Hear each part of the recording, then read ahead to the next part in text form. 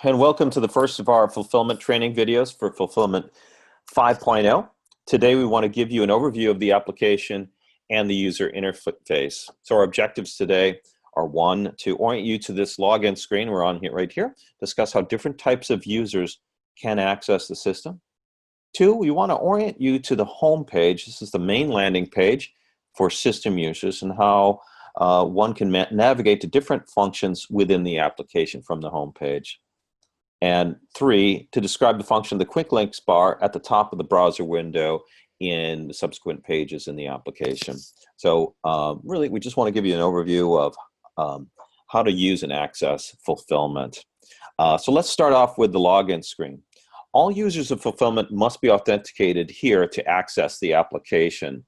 There are two different types of users in fulfillment, and they have access to different parts of the application. System users. These are employees of your company who can access the full application with the right privilege. System users can manage inventory, manage and process orders, configure customer accounts and inventory items, and set up customer storefronts and access reports. Second class of users are storefront users.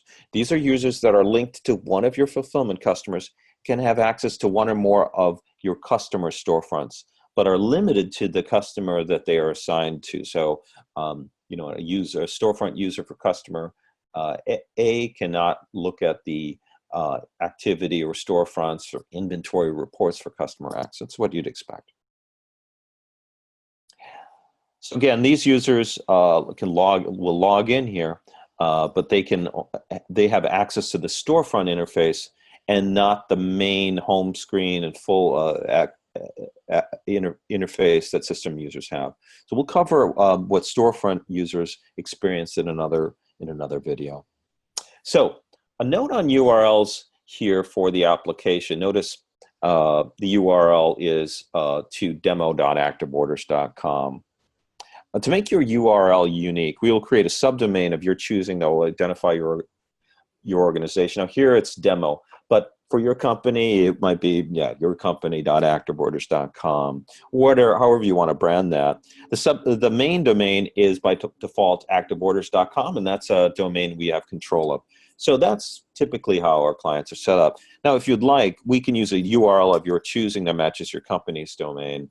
So instead of activeorders.com, maybe it's your company's main domain name. The key thing that we can do that, you just have to have that set up in DNS to point to our fulfillment server, and we can work with your IT team to make that happen. So the URL you can set that URL up in a way that you prefer.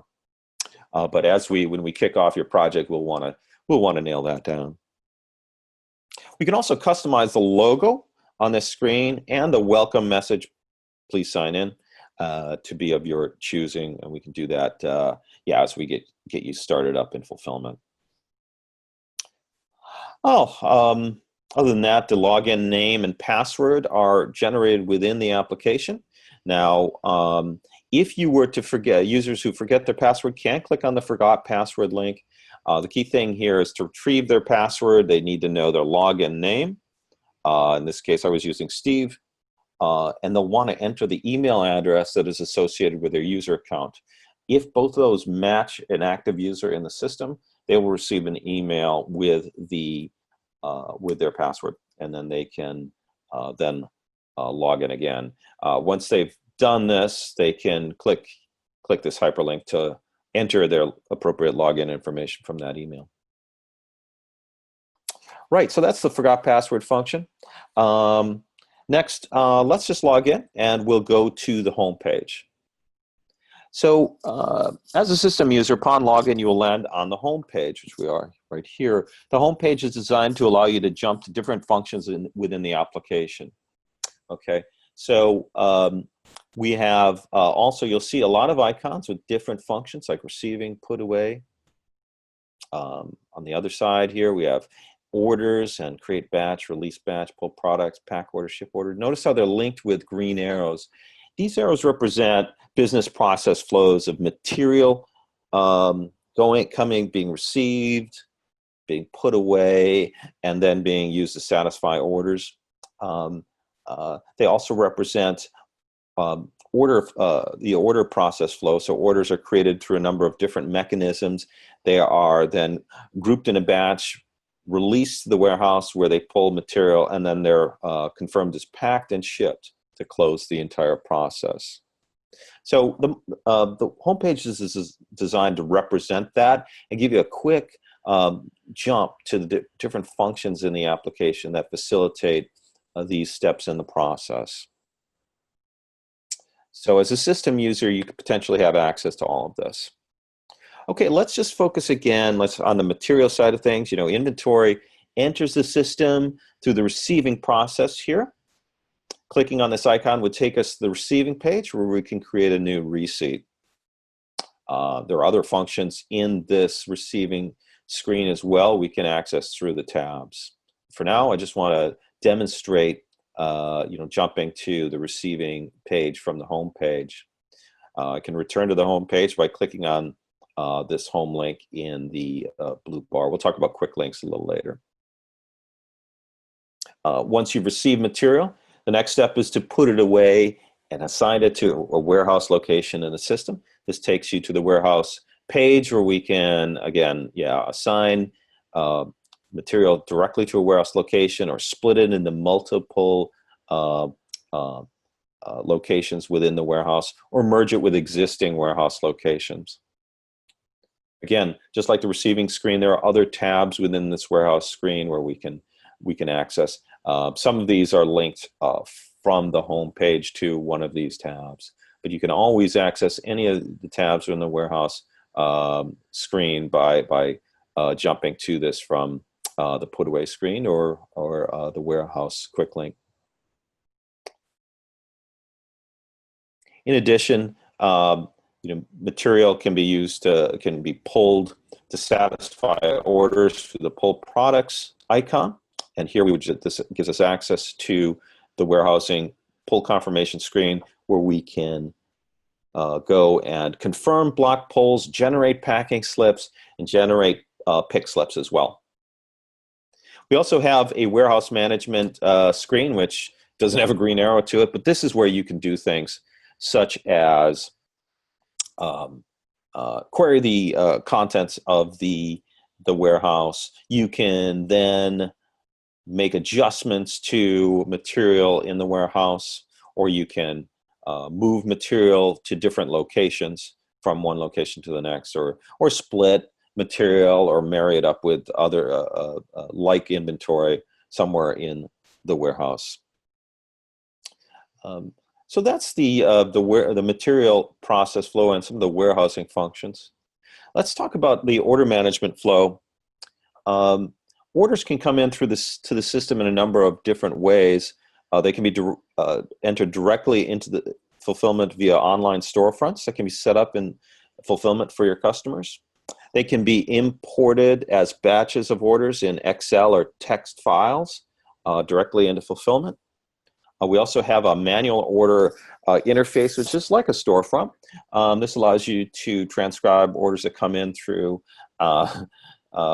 non-automated processes like a phone call or an email.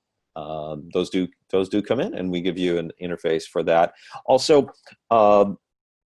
orders can be pushed into our system through our API or through integrations with e-commerce systems like Shopify or WooCommerce, as well as MyOrderDesk web-to-print storefronts. So regardless of how orders come in, they can be processed the same way. You can group customer orders into batches, then release them to the warehouse, and where you can then pull the material to satisfy their orders. Once orders have been pulled, they're then able to be packed. So we have a step for confirming that orders are individually packed, or you can pack a large number of orders in a batch and confirm the same number of boxes pulled or packed for that set of orders.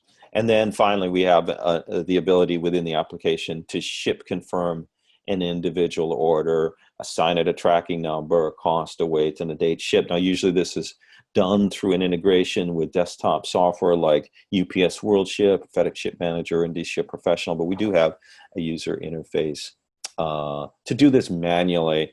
Sometimes you may have shipments that are picked up or are using your own individual courier or truck, and that's going to be done here within the system to close them out.